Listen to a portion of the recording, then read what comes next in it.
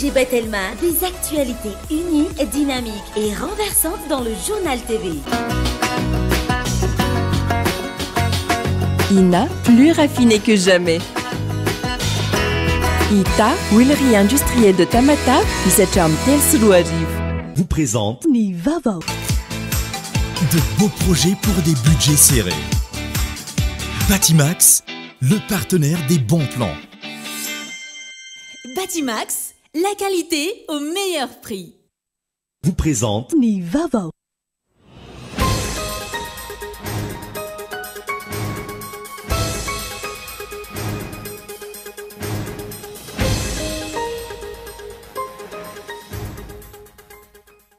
Nanao fihetsiketsehana ny atoandro teo ny mponina tao Ankeny eny Tanjombato.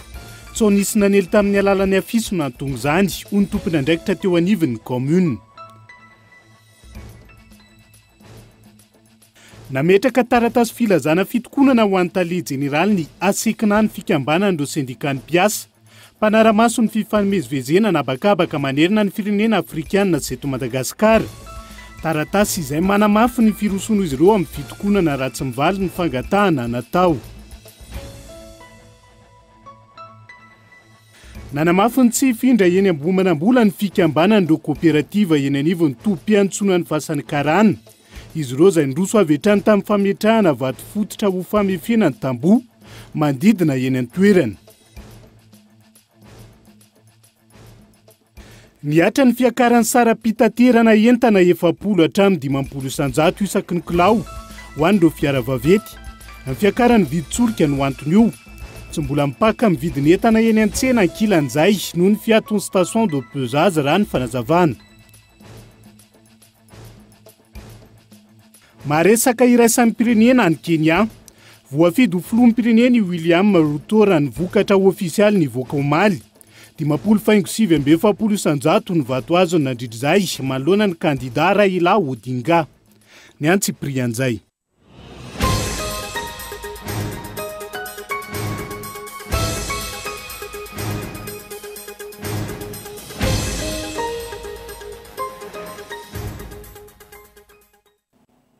Izay ny makasika ny lohatenim-baovao ankasitrahana hatrany ianao tsy misaraka aminay amin'izao oro izao tonga soa. Atao anatin'ny fotoana ny fampahalalam-baovao amin'ny fiteny malagasy amin'ity ala ity atenina ny araba ary ampanajana hatrany no anasako anao. Anaraka ny fampahalalam-baovao hatramin'ny farany anokafantsika izany nanao fihetsiketsehana ny atoandro teo ny mponina tao Ankeny eny Tanjombato. Tsao nisy nanely tamin'ny alalany afiso no nahatonga izany. Hoy ny tompon'andraikitra teo anivon'ny commune tamin'ity androany ity. Onona sainy.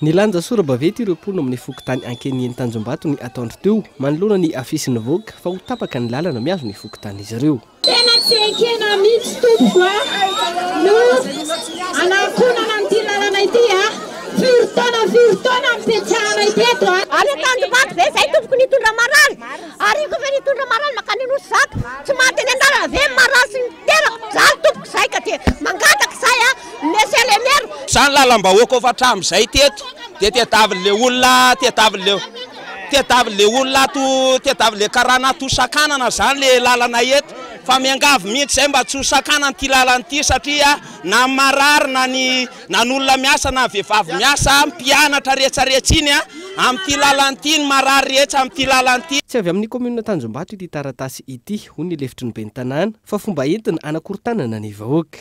Dia misy nametraka afisy tamin'ny weekend iny izay afisy tsy avy eto amin'ny commune. Afisy tsy marina, afisy tsy mivoaka tato amin'ny commune fa nisy olona namorona an'le izy rehefa ny afisy azy avy ety amin'ny commune dia misy fitomboka dia misy sonian'ny tompon'andraikitra ary indrindrandrindra ny logo ny commune fa manakaikikaiky ny fanomanana fifidianana dia misy mivoy ara-politika ao ambadika ny zavatra io fa io moa efa ho fantatra ihany mahakasika an'izany zavatra any. Lasana araka izany ny fandraisana fepetra amin'izay nanely ity afisy ity raha tsao araka ny voalaza ny tompon'andraikitra eo anivon'ny commune ho Tanjombato. ao anatin'izay fitakina samihafa izay fa mandidina ny asa pitaterana na bakabaka kosa indray dia nametraka taratasy filazana fitokonana ho an'ny tale jeneraly ny asekina ny fikambanan'ireo sindika ny mpiasa mpanaramaso ny fifamezivezena na bakabaka manena ny firenena afrikiana sy eto Madagasikara na ny Union des syndicats des contrôleurs aériens de la SECNA. Ity taratasy ity izay milaza fa raha tsy mivaly ireo fangatahana efa nataon'ny sindika isan'ny fitokonana amin'ny alakamisy fa 5 aogositra hatramin'ny sabotsy fa 7 aogositra ho avy izao Mirana Clara. No ny fomba fitantanana feno fanararotana sy trindry ary fandrahona nataon'ny tompon'andraikitra izay mandany fampiresaka amin'ity syndikan'ny mpiasa mpanaramaso ny fivezivezena nabakabaka manerana ny firenena Afrika sy eto Madagasikara na ny Union des syndicats des contrôleurs aériens de la SECNA na USICA ity no anton'ny fitokonana hoy ny voalaza. Ity syndicat ity izay miorina ara-dalàna ao Abidjan Côte d'Ivoire ary mamondrona mpikambana manodidina ny 700 teboka 740 no voarakitra ao anatin'ny fitakin'ireo mpiasa ao amin'ny syndicat USICA kanefa tsy mbola nandraisana valiny izany hoy izy ireo raha ny voalazan'ny taratasy ny aratsy ny fitondrana ireo mpiasa nanomboka ny taona 1724 taona nitondran'ny tale jeneraly Mohamed Moussa tafiditra ao anatin'ireo firenena afrikanina 12 asan'ny asekina sy voakasika ity fitokonana ity isika eto Madagasikara hoy ny loharanom-baovao nanamafy izy fa mety hitoy lava reny ny fitokonana raha toka tsy mamaly ny fitakin'ny syndicat ny tompon'andraikitra. Etsy ankilany nilaza ihany koa ny loharanom-baovao fa efa mandeha amin'izao fotoana izao ny fifanarahana amin'ireo tompon'andraikitra mahefa sy ireo solitena avy ao amin'ny syndicat ity fifanarahana ity hoe hatrany izy no mety ampiovana tsy ny fanapahan-kevitra efa noraisin'ireo mpiasa mivondrona eo anivon'ny syndicat na izany aza nilaza izy fa efa miomana ny tsy asa ireo mpiasa mpanaramason'ny fivezivezena nabakabaka eo anivon'ny asekina Madagasikara. Iverina ao anatin'izay fitakina samihafa izay ansika rehefa avy eo fa vaovaon'ny politika kosa indray dia na efa nisy fiovana indray mandeha aza ny gouvernementy izay feno herintaona omaly fa 15 aogositra tsy hita firy ny asa mivaingana vita hatreto ireo mpandinika fiainam-pirenena tamin'ity androany ity mbola miaina ao anaty fahasahiranana tanteraka ny ankamaroany ny vahoaka malagasy amin'izao fotoana ary izany no hitarafana ny fomba fiasa mpitondra amin'izao fotoana izao. Henri Florian. Ny taona 20 lasa teo no niditra tao anatin'ny tapany faharoa amin'ny fanatanterana ny andraikitra napetraka ny vahoaka amin'ny fitondram-panjakana ankehitriny ka tsy maintsy nanatanteraka izany tao anatin'ny fotoana fohy ireo mpikambana eo anivon'ny gouvernementa izay najoro ny 15 aogositra taona 2024 raha fanovana hitondra ho any amin'ny fampandrosoana haingana no ny lalamaika izany gouvernementa nijoro tamin'ny fotoana io tsy araka izay nandrasana taminy no zava-misy eo anivon'ny departementa ara-ministerialy sasana ankehitriny raha ny nambarany mpandinika politika nanaovana fanadihadiana androany manaprofo izany voalaza izany fa tsy naharitra ela io gouvernementa najoro ny 15 aogositra taona 2024 io tao anatin'ny fitovolana nahavoatendry azy ireo no efa nisy sahady ny fandovana ny mpikambana teo anivon'ny gouvernementa niova ny ampahany amin'ireo ministra ary tafajoro indray ny gouvernementa fa efatra amin'izao fitondrana tare ny Flo Andrajoel sy ny premier ministre Antse Christian izao tamin'ny 20 ny volana martsa taona 2024 lasa teo midika izany fa tsy nahomby ny gouvernementa izay feno ray taona ny andro ny omaly matoa nisy ny fanaovana tao anatin'ny fitovolana na voatendry azy ireo itoy mandrakandroany ihany koa ny tsy fahombiazana io raha ny zava-misy ankehitriny no jereny hoy ireo mpanaraka akaiky ny tondra raha-pirenena. Izy moa zany dia araka ny raha mahita tao anatin'ny ray taona izay nandingana be ny toetra raha efa presque concession zao zany trésor public misy ny reny fer moa zany dia efa tsy rezahana intsony 546 milliards d'ariary ao koa zao ny projet momba ny agriculture rehetrarehetra ny patabe ny formaprod ny kazefa efa tsy mahazo financement intsony koa dia efa miantona daholo efa miantona koa ny resaka hoe ny prestation tsy mahazo karama koa mitovy amin'ny tsisy avy aminazy tao travaux publics ihany tsy mandray karama koa zany le olona miasa amin'ireny organisme reny io zany zao dia efa reny zany scandale be dia be mipoitra eraka Madagasikara reny ka raha amiko manokana aloha tsisy hoe bilan azo raisina intsony angambany amin'izao fotoana zao. Ilesoko lehibe ny tsy fahafehezana ny mahakasika individy tsolika io raha ny fanazavana trano. Tsy mbola resahantsika koa moa zany ty resaka pétrole ty zay crise provoquée tsy fifanarahany fanjakana manomboka 2019 nakaty no nahatonga an'izao situation iainantsika zao. Zao zany zao efa niakatra ny vidiny fa mbola misy pénurie faritra be dehibe. Io zavatra créé, io zavatra natao fanjakana ihany io. Vokatra ny réquisition reny, vokatra le structure des prix tsy mety mivoaka io ahoana marina moa ny comptable an'io. Satria isana tazomina foana bêtement le zavatra nefa tsy ohatran'izany ny fitantanana ny fanjakana. Azo vinavinaina ny mbola hisiany fiovana izao gouvernementa izao hoy hatrany ireo mpandinika fiainam-pirenena mialohany hiatrena ny vanim-potoana mialohany fifidianana na ilay antsona hoe pré-campagne miandrandra vahaolana mazava araka izany ny vahoaka malagasy raha ny zava-misy ankehitriny no jerena. Ny vahoaka malagasy izay tsara ny asa vitan'izao fitondram-panjakana izao any amin'ny fifidianana ho an'ny taona 2024 mandritra ny fifidianana izay ho foloan'ny Repoblika ny Madagasikara. Iverenantsika ny makasika an'ireo fitakiana samihafa fa ho any ampita kosa indray isika ao anatin'ity vaovao manaraka ity. Namoaka fanambarana ny amin'ny tokony amoahana ny allocation annuelle ho antoana 24 sy 122 ireo mpianatra malagasy mandrato fianarana any Indonezia amin'izao fotoana izao. Misedra olana maro izy ireo manoloana ny tsy fivoahany izay vola izay raha ny fanambarana hatrany. Namoaka fanambarana ny fikambanan'ireo mpianatra malagasy any Indonezia ary mangataka ny hanomezana ny allocation annuelle ho antaona 24 sy 122. Efa niezaka nanatona ny service des bourses extérieures ireto mpianatra ireto efa ho 10 volana izao fa voalaza fa ny resaka procédure sy ny contrôle no valinteny azon'izy ireo ho mahataraiky ny fivoahany izany vola izany araka ny fanambarana hatrany. Nanao antsova amin'ny ministra tompon'andraikitra araka izany ireto mpianatra ireto any Indonezia mba hamoahana io allocation annuelle io fa maro ireo mpianatra no misedra olana vokatra izany toy ny tsy fafahana manao visa sy ny assurance médicale ary ireo olana maro samihafa. Niezaka nanatona ny teo anivon'ny ministera ny tokairina sy ny fitantanam-bola ny mpanao gazety ny Cote TVFM hanontany ny fanazavana mahakasika izany fa tsy nisy afaka nandray. Araka ny loharanom-baovao voaray avy eo anivon'ny ministera ny fampianarana ambony sy ny fikarohana ara-tsiansa ankilany no nahalalana fa fanofoanana ny teti-bola natokana ho an'ny vatsim-pianarana ny mpianatra any ivelany izay lasa 0 ariary raha toka ho 4 miliara ariary. Fa misedra olana ny mponina ao anatin'ny commune Andranovory sy ny manodidina ao anatin'ny distrika ny Toliara Faharoa manoloana ny ahitany sy ny tsy fisian'ny foto-drafitrasa famatsiana rano ho any Antoerana amin'izao fotoana izao. Manaitra ny tompon'andraikitra araka izany izy ireo hijery vahaolana haingana sy mahatra manoloana ity rara ity Kolo Toliara. Miaina ao anatin'ny krizy vokatry ny haintany ny mponina ato amin'ny commune Andranovory distrika ny Toliara Faharoa.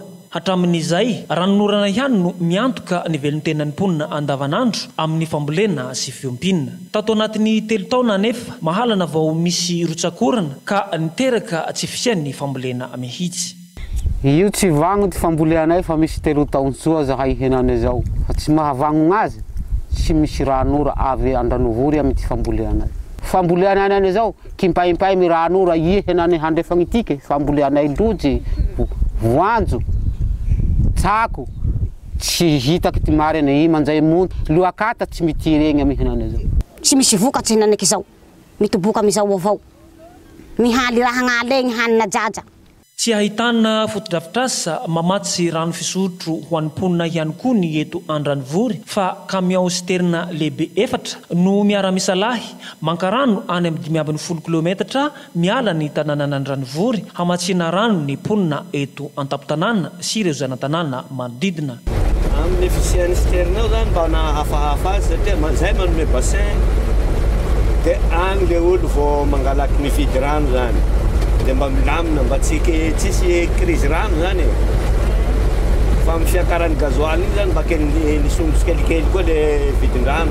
Taorian'ny fisondrotany vidin-tsolika dia tafakatra ho 500 ariary hatramin'ny 1000 ariary ny vidina rano 20 litatra ka mampitaraina ireo mponina. 10 an-tragno zahay nanaiky zao 10 an-tragno be miroro avao tsy hita rano i handraky moagny hane vilika rano i arivo raiky bidô raiky misy ka tsy misy miroro avao le zaza agnahaky zay mahampela anay tsy miandro aia mo ty rano hiandroa rano i tsy misy ny hanasa tsy misy rano maloto avao anasahana anaky toa tokony mba hony jere fanjakana zany ny problème mikasika amile rano zao henaniko zao baka antsanirany henaniko eo amin'ny tokotokony hoe 7-6 km à peu près ny karama henaniko atao rano fa rano aloha la manahaky io avao ty mamatsy anay avantage nareo roza ty marinika ty fa zahay lavitra any le tena sahira zahay zao koa nainanay la tokony mba nisy manahaky ty manahaka anio koa aminay any mba nisy mipetrapetraky manao anio fe volany zao manao antsoavo amin'ny tompon'andraikitra mahefa ny be ny tanàna ny kaomina Andranovory mba hanafaingana ireo fotodrafitrasa mahakasika ny famatsian-drano izay efa nambanantenaina azy ireo. Le vahoaka aminay toa amizao marefo tena marefo satria ny fambolia tsy nanjary rano koa vili manokana koa fa zahay zany mahitaky vahaolana mahakasika rano satria amandohaliky eo mi 8 km ny mialany Andranovory misy rano tsy mety ritra zany io zany ro andesinay mangataka mi fitondram-panjakana mba io mandohaliky io ro hotarity zay voavahagny problème ny rano Andranovory fa tatoy nefa ry gouverneur fa naindrak'olo fa nijeran'io ary fanampanantena hoe hatao rano Andranovory amizao nefa zisiky zao tsy hitanay mbo tena vomaika mijaly zahay zao niakatsy koa ny viditsoliky lasa miakatsy koa zany vidin-drano aminay toa ka mitaraina avao zany zahay mi fitondram-panjakana ahiana hiteraka fifindramonina ho an'mponina ato anatin'ny komina Andranovory izao haintany izao ka anahirana ireo tompon'andraikitra hijery ankaiky sy hijery vahaolana ho azy ireo. Fa nanamafy ny tsy hifindra eny Ambohimanambola ny fikambanan'ireo kooperativa eny amin'ny tobim-piantsoana ny fasan'ny karana amin'izao fotoana. Izy ireo izay noroso avy hatrany tamin'ny fametrahana vato fototra ho famefena ny tamboho manodidina ny eny an-toerana. Ny tobim-piantsoana ny fasan'ny karana izay ahitana kooperativa miisa 530 amin'izao fotoana izao. Tsy manaiky ny amindran'ny fanjakana ny tobim-fiantsonan'ireo taxibrosy eo amin'ny fasankarana ho eny amin'ny fisandratana Ambohimanambola ireto tompon'andraikitra avy ao anivon'ny tobim-piantsonan'ny fasankarana androany. Anton'izany ny fahalaviran'ny toerana fa indrindra ny fotodrafitrasa izay tsy mifanaraka amin'ny filan'ny rehetra. Izahay dia tsy hialy eto satria raha ny garalotiera ny eritreretina amin'ny fanjakananay dia efa teneninay omben'ny foana fa isan'andro dia tsy mifanaraka amin'ny filan'ny kooperativa azy neny Ambohimanambola, tsy mifanaraka amin'ny filan'ny mpanjifa azy neny satria iverin-dalana ny olona tsy andeha hialy eto tsony zany fa eto mety amin'ny vahoaka rehetrarehetra mpanjifa, eto amin'ny vahoaka ny mpitatitra rehetrarehetra ary eto mety amin'ny filohana kooperativa rehetrarehetra. Isy ny fanatsarana ny fomba fiasa sy ny famefena tanteraka ny tobim-piantsonana ny fasankarana amin'ny alalan'ny fametrahana tamboho manodidina ny toby. Ho fisorohana ny tranga tsy fandriam-pahalemana mateti-piseho eny an-toerana. Raha nambaran'ny tompon'andraikitra, vola mitentina 30 tapitrisa ariary eo no ampiasain'ny fikambanana KMMFTF amin'ity fotodrafitrasa ity. Androany, niroso tamin'ny fangadiana fototra ireto farany ho fanombohana ny fotodrafitrasa. Ny lara-pameana eto amin'ny tobim-piantsonana ny fasankarana dia ny andina tanteraka an'ity stationnement ity satria raha va tsy voahidy io dia mbola atao hoe gaboraraka amin'ny ankapobeny ny fiteny aminy kanefany ny fotodrafitrasa eto aminay no tsy tena mbola tomombana sy tsy tena manara-penitra. Androany tokoa no fotoana hanaovanay fondation voalohany andinay an'le rihatsy nananary satria malalaka be dia malalaka be any any no mitsoka mandositra ireo mpanao sito mahery mangary pôzy sy ny sisa any no mitsoka ireo mangalatra ny roue de secours na ny entana eny ambony porte-bagazy satria misy ireo tonga tôbila tonga amin'ny alina ary indrindra any ireo clandestin no mitondra voyageur hoentiny manitsy any tambary any ny etakelin'ny olona sy ny olona telo na efatra. Kooperativa miisa 530 amin'izao fotoana no miasa ao amin'ny tobim-piantsonana ny fasankarana. Manomboka tsy maharaka ny ankamaroan'ireo fiara fitaterana miasa eny an-toerana ankehitriny noho ny amaroan'ireo mpandeha. Ankoatra ireo mpiantsena avy amin'ny faritra isan-karazany, tafiditra anatin'ny mpandeha ireo mpizahatany anatiny sy ireo mpiala sasatra. Ireto farany izay mirona mankany amin'ny faritra Atsimandrefana avokoa ny ankamaroany toy ny Morondava sy Miantrovahazo. asa nahoana zany ny atoy ny tobim-piantsonana napetraka eny Amoron'Akoho mbo manamboly iny fa mitony fametrahana Kavinomby iarahana mitetika salitsa ho an'ny Aotolaniaro sy ny distrika na Amboasary Atsimo amin'izao fotoana. Kavinomby manodidina ny 4,000 sy iray alina no ezahana hovitaina ao anatin'ny 5 volana amin'ireo distrika roa ireo. Tanjona ny anaramaso ireo omby mivezivezy eto Madagasikara sy ny fanatsarana ny sehampiariana Kapobeny Gaeton Andriatsilavo. Mitoy ny fametrahana Kavinomby elektronika Aotolaniaro sy Amboasary amin'izao fotoana. Isan'ny sitraka izany ireo mpiompy ao amin'ny fokotany miisa 7 anatin'ny commune Nampasinampoana, distrika ny Taolaniaro, na risika ny mpiompy ary resy lahatra iroso amin'ny fametrahana Kavinomby. Tena afapo tanteraka zany zahay sy misy ahiahy teo amin'ny fametrahana an'io satria zahay atika dia tena agnatin'ny fangorohoroana amin'ny halatronga ary agnisan'ny mba mivarotra ny aomby eo avao koa zany. Ka dia naporosihina amin'izay ny mpiompy rehetra eto Ampasinampoana Analambendrana mba harisika hametraka an'io bokola io. Satria raha jerevana zany hoe raha ivelana izy raha voazera le kavina eritseretina zany fa hoe haparatra le sofiny zany. Kanefa fagnadiako azy araka ny sary zay hita teo ao agnatin'ny sofin'omby zany le petrahany le eritseretina fataoko sy mba le sy haparatra le omby zany afazarako azy. Tanjona ny ametrahana kavina elektronika ny omby rehetra eto Madagasikara ahafana manamora ny fanaraha-maso, mampiena ny tsy fandriampahalemana ary mifehy ireo karazana valanaretina mpahazon'ny fiompiana eto amintsika. Mbola maro ireo mpiompy misalasala na izany aza miroso kelikely ny tetikasa raha ny fanazavana. Rariny raha ohatra ka miadana aloha ny fandrosoany amin'ny voalohany, rariny raha ohatra misy ke fanontaniana maro apetraka ireo mpahazo tombotsoa sy ireo mpisehatra rehetra ao anatin'izany, izay antony mety mahatonga an'izay fiadanan'ny fandrosoana fanatraran'ny tanjona amin'ny fampandehanana n'ilay tetikasa zay. Tsy mirahavavitana nefa ministera fa tsy maintsy miezaka mitady ny vahaolana satria iaraha malala fa betsaka ny tombotsoa ho azon'ireo mpiompy, betsaka ihany koa ny tombotsoa ho azon'ny fitondram-panjakana sy ny tompona andraiki-panjakana rehetra amin'ny fanatanterahana an'ilay tetikasa, indrindrandrindra betsaka ny tombotsoa ho azon'ny firenentsika noho ny fahafahantsika indray misokatra zany amin'ny tsena iraisam-pirenena sy ny tsena any ivelany noho ny fananantsika vokatra manaraka ny fenitra takin'ny eto amin'ny sehatra iraisam-pirenena mba hatsara vidy an'izy ireny. Tokony ho amafisina bebe kokoa hatrany manoloan'izany ny fanentanana sy ny fanazavana amin'ireo mpiompy ny tombotsoa ho azo amin'ity tetikasa ity, fanentanana izay miaingany amin'ny fokotany sy ireo commune. Ohatra hoe farantsa, sary sambo, ireo tsy teo dia tokony mbola ho main-tanina ry zareo. Fahitako azy aloha tamin'ny voalohany ry zareo na risarisa, rehefa natao ny ady hevitra dia resy lahatra ry zareo. Dia fanamarihana an'izany fahatongavan'ny zareo be dia be teto androany. Ny ohatra sasany naverina nody miandry manaraka. Ankoatra ny ady amin'ny tsy fandriampahalemana, tanjony tetikasa ihany koa ny ampiana ny fikirakirana ireo antota taratasy tsy maintsy ananan'ny mpiompy. Tsy aivina, miara-miasa amin'ny tetikasa liditra ny banky iraisam-pirenena sy ny IFC na ny Société Financière Internationale. Eo ihany koa ny tolotanana nataon'ny PNUD, ny PAM ary ireo tetikasa miasa ny atsimonosy rehetra noho izy ireo miara-miasa mivantana amin'ireo mpamboly sy mpiompy any an-toerana.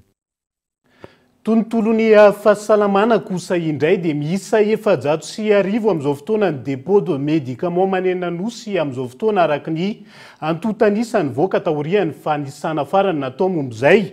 Ny Fionnambe izay nokasain'ny mpisehatra atao manodidina io izay nahemitra araka ny fanazavana farany voaray. Maro ny teboka hodinihana mandritra io Fionnambe ho tanterahana io raha ny fanazavana.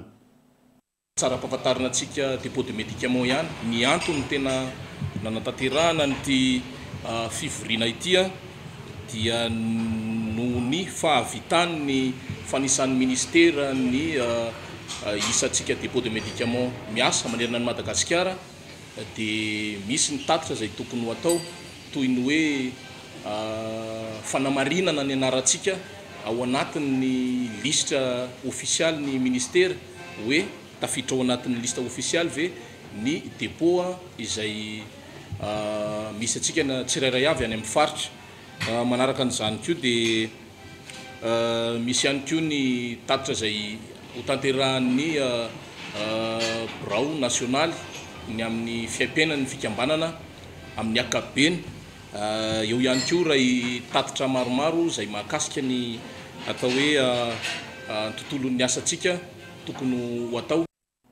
Fa tonga ato anatin'ny fotoana nidoka isika amin'izao fotoana ny mahakasika ny lalàna ifehezana ny arena kibon-tany izay anaovana fakakevitra indray amin'izao fotoana nanomboka androany moa raha ny marimarina kokoa. Eo ihany koa ny mahakasika ny sarany fitaterana entana ho an'ireo fiarabe izay nampiakatra izany hatramin'ny 50 isan-jato rehefa avy eo no hana raha tsika izay.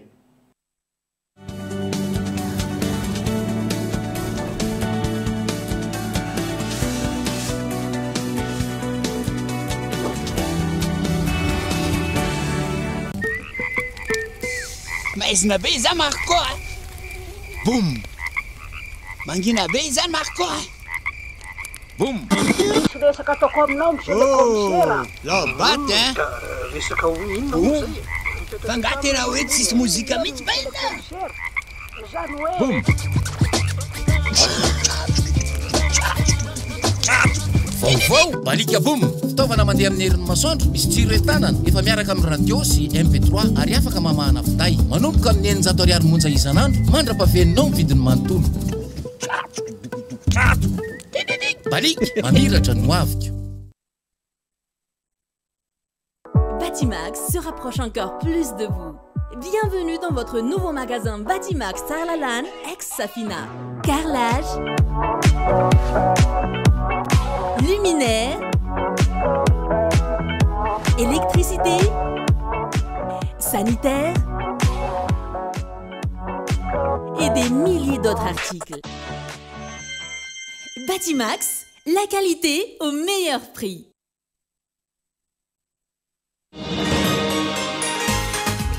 C'est un travail très difficile d'attraper les bébés qui bougent et de changer leurs couches en même temps. Avec la couche culotte Molfix, changer les couches est maintenant très facile. Je la déchire et l'enlève là où je l'attrape. Je remonte la nouvelle en un instant. J'emballe la couche et la jette. Moi et mes bébés sont heureuses. C'est ainsi que se propage le mouvement de bonheur Molfix. Allez les beaux mamans, essayez la couche culotte pour bébé Molfix. Rejoignez notre mouvement de bonheur. Molfix, grandir heureux. Ina, dia vita amin'ny soja voafantina mba hampatsiro ireo karazan-tsakafo karakarainao.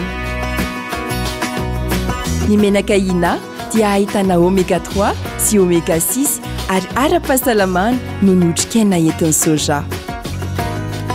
Ina, ilay menaka manome tsirony nahandronao isan'andro.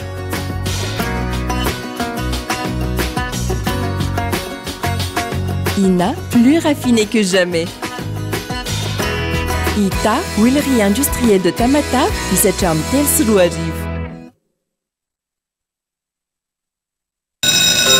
Réussis ta rentrée avec Bic. Retrouve dans tes magasins habituels les crayons de couleur et les feutres Bic Kids, les ardoises et marqueurs Velleda, les correcteurs Tipex, les crayons Écolution et les stylos Bic Cristal. Vive la rentrée avec Bic!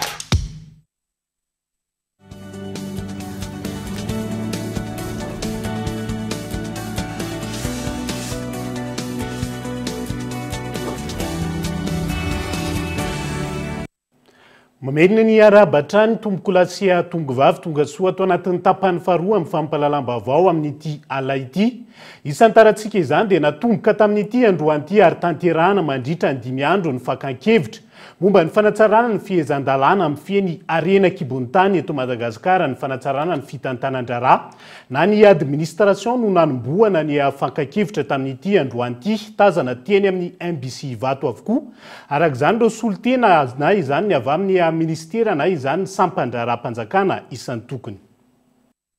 Ny fanasarana ny fitantanan-draharaha na ny administration no nanomboana ny fankakevitra ho an'ny refonte du code minier na ny fanasarana ny fihezan-dalàna amin'ny fieny arena kibon-tany androany. Misy ny olanaram-pitantanana hoe ny ministra ka ilaina ny fanavaozana eo amin'ny fitantanana ara-tontolo iainana, ny ara-tsosialy, ny ara-teknika. Antony ilaina ny hevitra avy amin'ireo ministera voakasika samihafa hoy hatrany ny fanazavana. Tsy vitany fotsiny hoe mety olana ara-pitantanana fa indrindrandrindra zany misy ny fivoarany zavatra rehetra eran'ny tany zay mila fijerena manokana ny fitantanana azy vaovao vao navoaka ny ady hevitra teo zao tena misy hevitra vaovao mihitsy zay mivoaka tokoa hoe aona tokoa moa ny atrehantsika ny fiovana rehetra eran'ny tany ity amin'ny transition énergétique transition numérique misy zavatra be deaibe vaovao miova tokony amboarina zany aty amin'ny fitantanana le renakibony tany amin'ny fitrandrahana anazy nareo efa teo zao nisy an'ireo ady hevitra tamin'ny resaka hoe substance stratégique navoakany avy any amin'ny ministère isan-karazany teo reny fa mbola misy tokoa ny fanatsarana ny fitantanana zay tsy maintsy tena tokony ataontsika. Nanamafy ny ministra fa antony tsy maintsy irosona amin'izao fanavaozana ny code minier izao ny ahafahana manatanteraka ny politika mpanjakana mahakasika ny fitrandrahana ny arenakibony tany. Ka ny arenakibony tany dia arena voajanahary tsy azo avozina zay mahatonga antsika tena mijery ny tsara mihitsy ny ahoana ny anaovana anazy dia efa voalaza tany anatin'izany politika akapobe amin'ny fanjakana zany hoe tokony atao zany no hoe ny fampiroboroboana ny fitrandrahana goavana matianina eo koa ny fanaovana matianina ny fitrandrahana madinika amin'ny professionnalisation petite mine dia miampy any hoe ahoana ny fanaovana ny resaka traçabilité an'ireo produit minier avy any amin'ny fitrandrahana mandra-pahatonga ny amin'ny fanondranana mba ahafahantsika mijery ny chaîne de valeur rehetra mba tsy sovery zay tokony anjara ho azon'ny fanjakana dia anisan'ny voalaza ao anatin'ny ny politika akapobe amin'ny fanjakana zay efa hatramin'ny 2019 zany moa zany misy koa ny hoe ny fametrahana le hoe centrale de l'or mba hifezana manokana ny resaka hoe volamena ary voalaza ao anatin'izany fa hoe mba hahafahana manao an'izany rehetra zany dia tsy maintsy misy ny refonte ny code minier. Tsy voalohany no nisy ny fankakevitra ho an'ny volavolan-dalana mahakasika ny arenakibony tany hoe ny ministra efa nisy ho hatrany izy ireo kaomity samihafa izay nitsolo tena nipisehatra toy ny comité de réflexion ny comité conceptuel izay efa nanaovana ny fankakevitra. Manambahiny ny sampana fampalalam-bavao amin'ity alaty dia tsy iza fandriamatora Velson Richard Fils izay flou national ny Saint-Promine Madina ny syndicat des professionnels des mines de Madagascar miarabanao tonga soa ato anatin'ny fampalalam-bavao ny kolo amin'ity ala ity. Araka ny fantatra dia nanomboka tamin'ity androany ity moa zany ny fankakevitra indray nentina molavolana ny lalàna hifehezana ny arenakibony tany eto Madagascar izay arahana ampisehatra isantsokajany raha ny voalaza hatrany moa dia ny hoe nanomevana ny orinasa mpitrandraka fa tsy ny fanjakana sy ny vahoaka malagasy ny code minier tamin'ny taona 2024 tany moa nisy ny famolavolana azy io farany ka antony tsy maintsy nirosona amin'ny fikitiana azy io amin'izao fotoana ny fanontaniana petraka ao anatin'izay ny hoe inona ny fahitanareo ny isan'ny antony mampitarazoka ny famolavolana n'izay lalàna hifehezana ny arenakibony tany zay. Olo'ny tenday moa zany dia miarahaba ny vahoaka malagasy rehetra zay manaraka ny fandaharana amin'ity Coug TV amin'izao fotoana izao. Mikasika an'ilay fikitihana ny code minier zany raha ny atsikasa izay kasain'ny fandrakana miatomboka androany io aloha zany dia efa fanindrony io tamin'ny décembre zay efa namolavola zareo tamin'ny ministère zay nitarety ministre teo taloha dia tamin'ny 2020 mois de février le izy no nirosoa ny société civile rehetrarehetra zay namolavola ny comité de pilotage izay andrafitra ny ekipa hamolavolany le lalàna zay tiany fandrakana atao amin'izao fotoana izao. Ny mampitarazoka ny fahafantarana azy mampitarazoka ny fivoakan'le lalàna moa amin'izao fotoana izao angambany ny fahitako azy efa narosonjareo any amin'ny parlementaire le izy dia tsy fantatra na mbola hiverina any amin'ny gouvernement indray dia zay moa zany mbola tsy mahazo ranom-baovao mikasika an'izay zavatra zay fa raha ny tenanay zany tsy tokony hiandry an'io fivoakan'ny lalàna io zany ny fandrarahana ny arenakibony tany izay mamelolona antapitsisany maro eto Madagasikara. Raha ny anivo Saint-Promine Madina moa misy safiry ireo mpikambana manena nosy amin'izao fotoana izao. Raha ny mpikambana anay moa zany dia ny fantatra amin'ny boky izay tantanin'ny tenanay dia mahazaka eo amin'ny ray tapitsisa sy fitondratso tsy 5,000 sy 4,000 eo ny mpikambana manerana ny nosy manerana ny 13 faritra sy ny fitondrato sy arivo ny commune rurale. Araka nambaranao teo dia hoe ny anivo ny anteny mera amin'izao fotoana ny mahakasika ny lalàna ifezana ny arena kibony tany io fa ny fanontaniana ho apetraka ao anatin'izao hoe manahoana ny fiatraikany io amin'ny asa sahanareo amin'ny ankapobeny sy ny resaka fandrarana misehatra ny arena kibony tany mihitsy. Rena tsara mihitsy izay fanontaniana zay satria raha ny eto Madagasikara moa zany a na ny zaza mbola kely a dia efa mahafantatra fa misy arena eto amintsika. Fa indrindra moa zany a mandrakotra nyty Madagasikara ty dia volamena any avaratra, any atsimo, any andefany, any atsinanany. Ny zavatra tena mampahory zany a dia ny sakana rehetrarehetra amin'ny fandraharana ny arena kibony tany io satria io no fantatray ato amin'ny syndicat fa hanovany ty Madagasikara ty zany a ny famelomana ny olona tsy anasa manerana ny nosy. Zany hoe zany tiana hitongavany tsy tokony andry ny fivoakany lalàna io zany a no mampiantona ny famoahan'entana amin'ny exportation zay nefa mbola tsisy noty a tsisy décret navoakany conseil des ministres le famoahana ny exportation de pierres précieuses sy fine ny mahagaganay hoe miantona le izy hatram'izao zao fa mahatratra 10 volana zao na milona doly a ny vaton'olona ny société zay a ny individu ny salatrarany fa indrindra moa zay ato amin'ny petite mine dia misehatra fahasahiranana mihitsy nefa io nefa no ahafahanay a mampiditsy vola amin'ny kitabobolam-pandrakana andovan'ny karama ny fonctionnaire. Efa natsidika eo ihany makasika an'izay fa azo lazaina io ataontsika hoe fikatsony ny famoahana ny code minier io ihany koa ve ny isan'ny antony mahatonga ny fiaton'ny famoahana ny taratasy fahazon-dalana hitrandraka nanomboka tany amin'ny taona 2020 tany hoany. Mikasika an'izay ngamba ny raha ty famolavolana n'le fikitihana ny code minier ty tamin'ny ministre teo taloha dia anisany onamoaka 50 permis d'exploitation zareo a dia 500 permis de recherche et 500 koa ny permis réserve aux petits exploitants. Zany hoe zany a tao anatin'ny programme ny PGE ny gouvernement izy io izay antsoina hoe PMO plan d'émergence de main d'œuvre minier amahana le fahasahiranan'le vahoaka amin'ny hoe mba hitsindrovana le mpandraharaha malagasy fa indrindra moa zay ato amin'ny petite mine. Zany hoe zany raha fahafantarana le izy tsy tokony andry an'le code minier mivoaka no famohanana io satria efa nampanantenananay le izy. Ty inona ny isan'ny vahaolana foezaka azo aroso fanatsarana aingana ny sehatry ny arena kibony tany?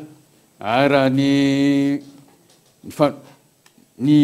hameany zany hoe zany a ny tsindrovana an'le fandrarahana amin'ity arena kibony tany ty aloha zany a dia voana ny fiatonana voana le izy a dia zavatra efa nampanantenana an'le olona zany a tokony mba ho tanterana le izy io angefa tsy ampy hoan'ny mpandraharaha le permis mba io tokony mba aroso mba ho ameana amahana olana aingana.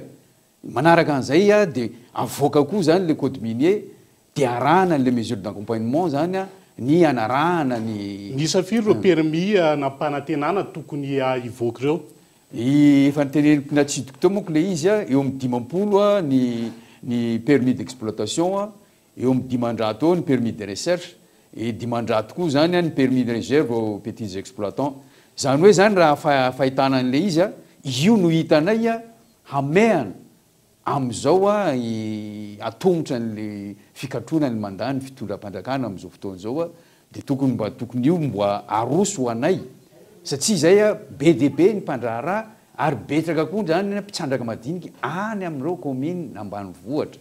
Feno dia feno ny fanazavana mahakasika izay ankasitrahana feno ianao Andriamatora Verson Richard Fils izay flou national ny 5 communes madina ny syndicat des professionnels des mines de Madagascar ny vahiny tato anatiny vavaon'ny kolotany ty alay ity. Zay moa zany dia misy teny afatra kely zany a mba tianay aroso a dia tokony mba arosonareo ny fanavaozana ny permis zay efa nangatahany mpandraharaha. Zay zany a tokony mba angatahanay a mba tokony tsy andrasana ela le izy a fa be dia be le olona miaina amin'io zavatsy io. Anovizantsika ny fampahalalam-baovao amin'ity alay ity niatra ny fiakarana sara-pitaterana entana 700 hatramin'ny 500 isan-jato isaky ny kilao ho an'ireo fiara vaventy amin'izao fotoana ny fiakarany vidin-tsoloka no antony io tsy mbola mipaka amin'ny vidin'entana eny an-tsena izany hatreto noho ny fiaton'ireo station de pesage raha ny fanazavana olona saina. Niroso tamin'ny fampiakarana ny sara-pitaterana ireo entana ny fiara lehibe mpitatitra eto Madagasikara. 700 isan-jato izany raha tara no lalana amin'ny fitaterana ary 500 isan-jato raha lalan-tany.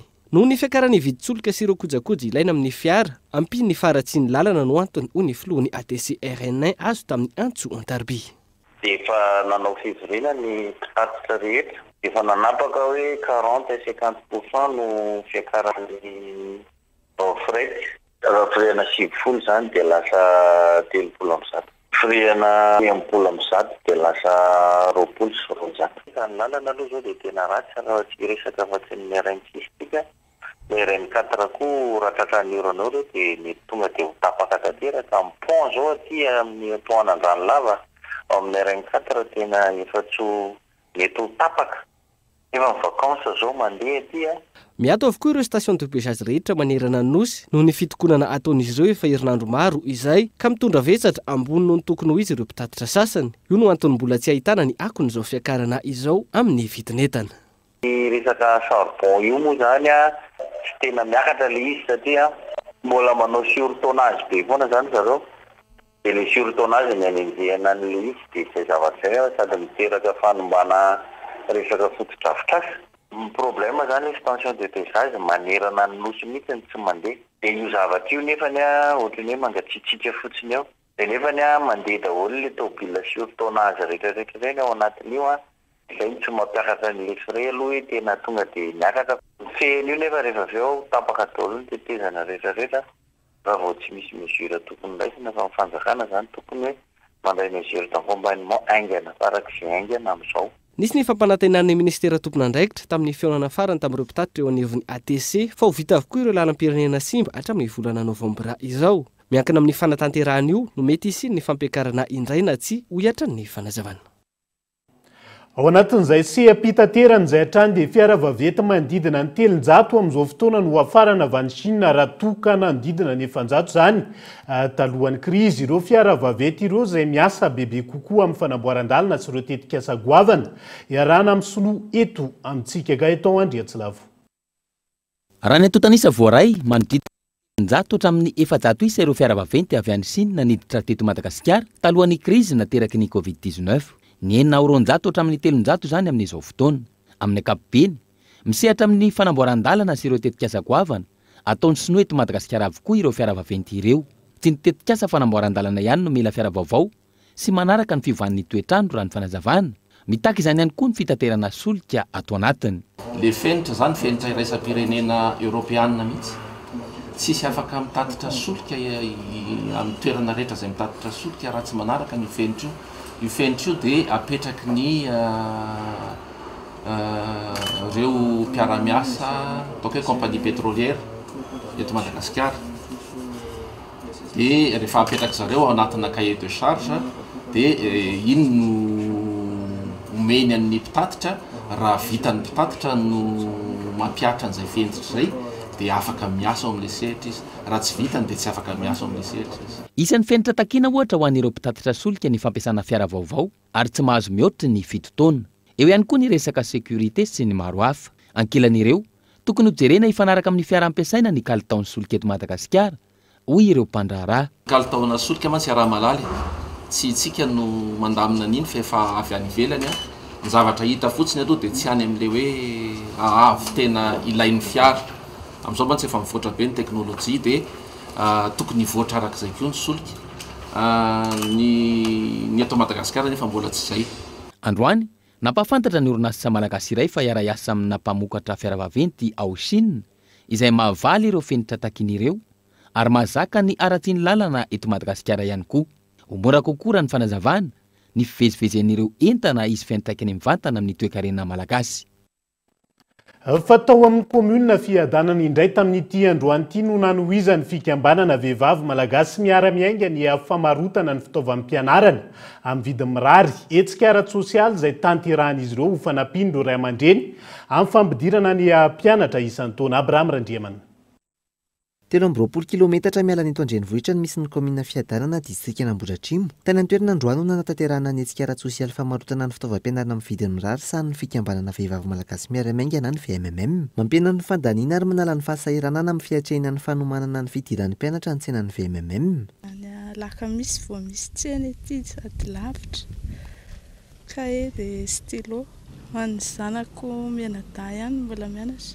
Tokony mbola isy isan-taona mihitsy dia mba atao complet le fitaovana misaotra ny MMM dia manentana ny ray aman-dreny izany tsena eto fa misy fihenam-bidy ilay izy.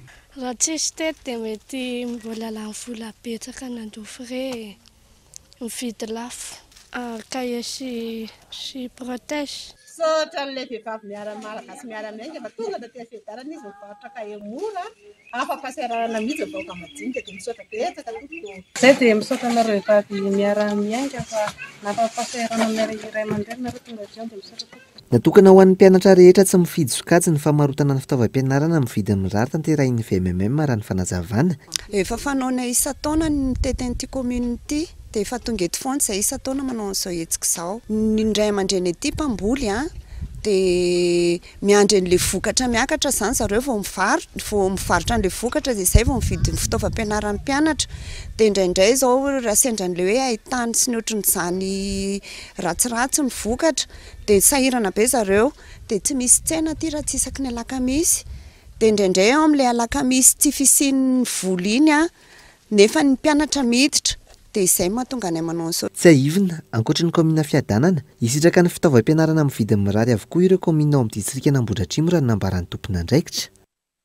Lafomba vao hafa kosa indray dia nahitana fiakarany manodidina ny arivo ariary avokoa amin'izao fotoana ny metatra ny ravindamba eny an-tsena amin'izao ankatoko ny fanomanana ny fidiran'ny mpianatra izao raha ny fanadihadiana natao moa tamin'ity androany ity. Maro ankilan'ireo ray aman-dreny manjivo izay indrindra ny anaovana tablian'ny mpianatra entina miatrika ny taom-pianarana 2 amby 20 Manomboka mandeha ny tsinandamba eny an-tsena amin'izao fotoana izao. Fanomanana ny fidiran'ny mpianatra na eo aza ny fiakaran'ny vidin'ny ravindamba tahaka ny vidin'entana rehetra ilaina amin'ny fiainana andavanandro. Maro ireo ray aman-dreny misafidy ny hividy ravindamba ka mampanjaitra ny tablie ho an'ny mpianatra ialana amin'ny fiakarana mioampampana amin'ny vidin'entana eny an-tsena raha ny fanazavana. Anna fourniture amin'ny mpianatra tablie zanako izay fa lehibe ny anankiroa fa ny anankiray 9 ans. Dia izay no mbola hijerevana tablie. Miakatra be daholo ny lamba na lasa lafo be daholo. Zavatra rehetra mihitsy izany lasa niakatra daholo izany na fourniture rehetrarehetra niakatra daholo. Efa tsy maintsy mivonona amin'izay foana moa rehefa fidiran'ny mpianatra miesaka. Misy karazany maro ny ravindamba eny amin'ny mpivarotra ary miankina amin'ny kalitao no mandrafitra ny vidiny raha ny fanadidina natao hatrany amin'ny mpambongady no nahitana fiakaran'io ravindamba io. Ny indro kely dia somary niakatra kely ny vidin'ilay tablie amin'izao. Misy karazany izany. Toy izao izany hafa ny karazany toy izy le coton. Dia tia indray izy le atao hoe cric somary nylon izany. Dia amin'ity indray izy le somary matevitevina izany hoe miankina amin'izay daholo izany ny prix-le izy. Le coton ity izao taloha 10,000. Dia izao izy lasa niakatra 9,000 izy izao. Rotanay anazy satria le fangalana azy vao hoe niakatra iny resaka solika iny izany dia le fangalana anazy teny amin'ny grossiste mahitsy tonga dia nampiakariny zareo koa le prix niaraka ta. Ho an'ireo tompivarotra izao no fotoana ahitana mpanjifa maro ny ravindamba ary maro ireo ray aman-dreny sy ny sekoly mitady sy mampanjaitra tablie ho an'ny mpianatra. Enina izany amin'izao vanim-potoana izao izy aloha efa manomboka amin'ny demara izy izao dia malafo eo amin'ny presque eo amin'ny 25 mètres eo. Ny vanim-potoana izao manko izao mois d'août septembre izao izy ny tena mandeha be fa après amin'izay dia efa memidina indray izy amin'izao. misy ny ray aman-dreny zany misy mividy le en mètre fa ny eo anivon'ny sekoly tonga de le en pièce mahitsy mividindry zareo de misy moa zany le tonga any amin'ny sekoly mbola le raha tonga de vitan-jareo tablet de somary lafolafo de alohan'le ray aman-dreny mandeha aty ambodin'ny sotro mividy anazy. Ezahana hifanaraka amin'ny fandehana an-tsena ny fanombanana ny vidin'entana araka ny nambaran'ireo mpivarotra hatrany. Vaovao mandidina ny fikajiana ny ala kosa indray dia ho fisorohana ny fahampitehana sy ny fanaovana arina fandrehitra tsokosoko amin'izao fotoana. Nampitomboana ny isa sy ny andraikitra ireo garde forêt ao Moramanga ny tsy fahampian'ny isan'ireo mpiaro ny ala izay miteraka olana goavana amin'ireo faritra rovana samihafa eto amintsika Gaeton Andriatsilavo. Manoloana ny fahasimban'ny ala ny fanaovana arina fandrehatra ny tsokosoko sy ny alatra tany nampitomboina ny andraikitra osanan'ireo mpiasa mpiatsehatra amin'ny fiarovana ny ala ao amin'ny orinasa Fanalamanga raha toka pompie no anarana nosaloran'izy ireo nandritra ny taona maro. Izany hoe nijanona teo amin'ny fiarovana ny afo ihany no andraikitra nosahanina. Zavatra ohatr' zao moa zany dia zavatra fataon'ny orinasa Fanalamanga isan-taona ny mampiofana ny mpiaro ny ala. Tamin'ity taona ity nivadika ho garde forêt Fanalamanga zany no anarana saloran'izy ireo satria raha nisan-taona dia niresaka afo ihany no iandreketany amin'ity taona ity izy dia miaro ny fananan'ny orinasa iray manontolo nampidirina tao anatin'ny fiofanany daholo ny fiatreny ny resaka raha misy ny mpangalatra ny hazo, misy ny mpanao saribon tsy ara-dalàna, misy ny mpangalatra tany dia efa namena fiofanana amin'izany izy ireo. Mitotaly 700 amin'izao fotoana ireo garde forêt ao an-toerana ka ny 570 amin'ireo mpiasa vaovao no raisina tamin'ity tao mpiasana ity ary ny 270 amby ny mpiasa tao anatiny. Asolo ireo mpiasa mendrika ka nafindra andraikitra hafa ireo mpiasa vaovao ireo. Anampy sy anatevinarana ny fiarovana ny ala ihany koa indrindra amin'izao vanim-potoana iainantsika izao. Ao anatin'ny taona iny misy ny fanadinana atao anatiny dia mety lasa miakatra misolo any amin'ny toerana hafa zany ny sasany dia soloina zany le olona reny mba ahafana mameno an'le isa satria ireo no hita fa mahafehy ny isa any anatin'ny toeram-piasany tsirairay. Mialohan'ny fiatrehana ny haitany omena fiofanana sy alamina ny fomba fiasan'ireo garde forêt ireo ary aparitaka amin'ireo faritra 3 misy ny ala. Isan'ny olana eto amintsika tsy aivina ny tsy fahampiana ireo mpiaro ny ala tahaka izao ka mahatonga ireo fahasimbana sy fahampitehana any amin'ireo faritra rovana isan-karazany manerana ny nosy. Fa iazakazaka vetivety any amin'ny faritra Matsiatra ambony sika ao anatiny ity vaovao manaraka ity. Isan'ny distrika Nanjakany tsy fandriam-pahalemana ny tao isandra manomboka milamina ny any an-toerana amin'izao fotoana noho ny fiarahamietany vahoaka sy mpitandro ny filaminana. Ho fanohizana ny ady amin'izay tsy fandriam-pahaleman'izay no tohizana ny hetsika kilonga ny sandra mireny andiany 520. Tanjona ny isarian'ireo tanora tsy irona amin'ny asandalo sy ny fidorohana zava-mahadomelona. Isan'ny olana iainan'ny vahoaka ihany koa ankoatr'izay ny tsy fisian'ny tobim-pahasalamana sy ny faharatsian-dalana fanampanazavana. Ny tena anaovana kimo moa zany dia isian'le faisakina ato agnatin'ny tanora ny sandra satria isaorana lehibe ny findram-panjakana izay natisy ny fandriam-pahalemana tato dia izay nahatonga anay tanora nieritreritra hoe tokony handeha amin'izay fampanjoana amin'ny alalan'ny tanora samy tanora ihany ny ampisy fampanjoana ato. Dia eto zahay andriamanto filoha mbola magnamafy ihany ny fangatahanay dia ninona zany fa ny fanaovana ny mpiaray manara-penitra isorana izay agnatin'ny vinavina no resanao tagnatin'ny propaganda izany. Ary mintsy manantena zahay fa ho vita soma tsara io terrain io. Eo koa moa zany ny fanamboaran-dalana izay tena anatin'ny tena sarotra ny lalana ary manahirana be anay ary manahirana koa agnatin'ny famandrosoana ato Isandra. Ny tanjona lehibe ao agnatin'ny groupe Kim dia Isandra mandroso mba hitovy amin'ny distrika hafa. Dia izay ihany koa no entintsika miampita ao anatiny maresaka iraisan'ny pirenena any Kenya.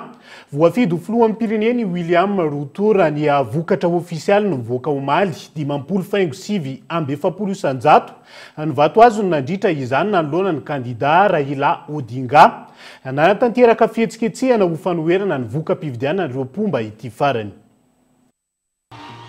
Après près d'une semaine d'attente des résultats. Herinandro aty aoriana nanatanterana ny fividianana filohan'ny pirenena tany Kenya naneho ny hafaliana ireo mponina tao amin'ny tanàna ny Eldoret tanàna ny aviany William Ruto kandida voafidy ho filohan'ny pireneny Kenya Nanio ny hafaliana ihany koa ireo mponina tao Nairobi nandritra ny famoahana tamin'ny fomba ofisialy ny voka-pifidianana. 10.57 ny vatoazon'ny William Ruto nandritra izany, nanoloana ny Prime Ministre teo aloha Raila Odinga. Ny programa rateo-karena napetraka ity kandida ity no anisany nanosika ireo vahoaka hifidy azy raha ny fanazavana. Izay kilany nanarateraka fihetsiketsehana ireo mponina tao amin'ny tanàna ny Kisumu nohitra ny voka-pifidianana. Nisy ny fifandonana teo amin'ireo mpomban'ny kandida Raila Odinga sy ny mpitandro ny filaminana. Manainy amin'ny fangalaram-bato izy ireo. Nisy ihany koa ny fifandonana teny amin'ny ivitoerana nasional natanterahana ny fanisam-bato. Minitra vitsy tao aoriana namoahana ny voka-pifidianana tamin'ny fomba ofisialy. Rejeter le résultat des élections.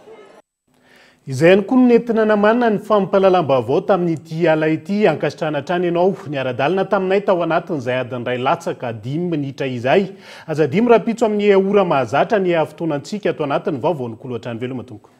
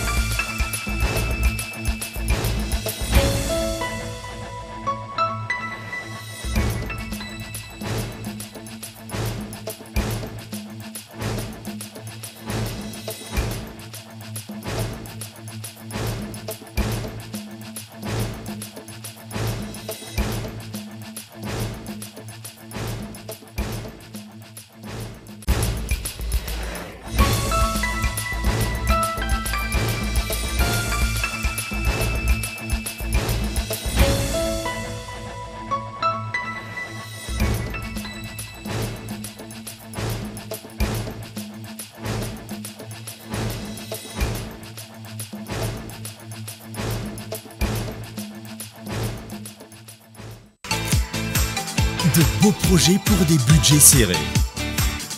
Batimax, le partenaire des bons plans. Batimax, la qualité au meilleur prix. Vous a présenté Nivavo. INA, plus raffiné que jamais. ITA, huilerie industrielle de Tamata, Isacham Telsuruariv. Vous a présenté Nivavo. 5G Batelma, des actualités uniques, dynamiques et renversantes dans le journal TV.